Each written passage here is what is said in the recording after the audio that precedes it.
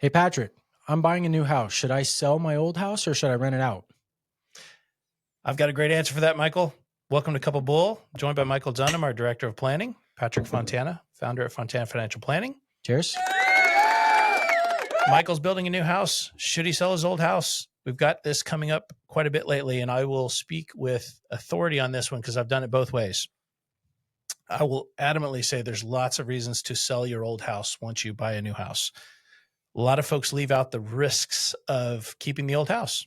So what are those? What are those downsides? Well, first off, just the numbers. If you just look at the rent you can collect versus the mortgage that you pay, you want to make sure you factor in property taxes, insurance, a sinking fund to keep the house at the level that it is now, because wear and tear happens and it sneaks up on you.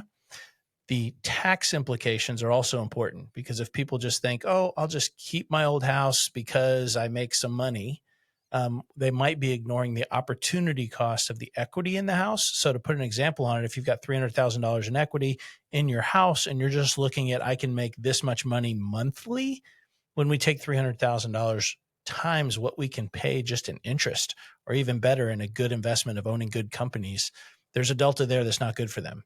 From a tax treatment point of view, how does it in your favor to sell your primary residence that you live in now when you move into your new house? What's the tax situation? So for a married couple filing jointly, $500,000 is the capital gains exclusion when you sell your primary residence, as long as you have owned it and lived in it for 2 out of the last 5 years. And so this is a mistake we see people make, is they're just not aware of that tax benefit.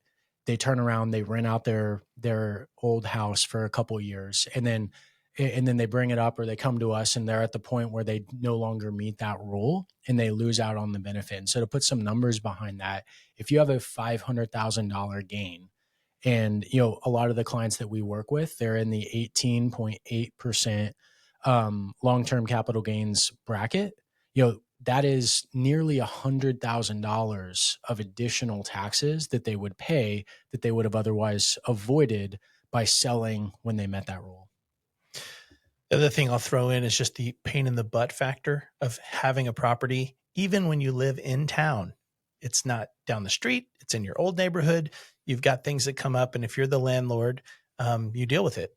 If you're not the landlord, you're paying pretty significant property management fees to somebody, generally 10%.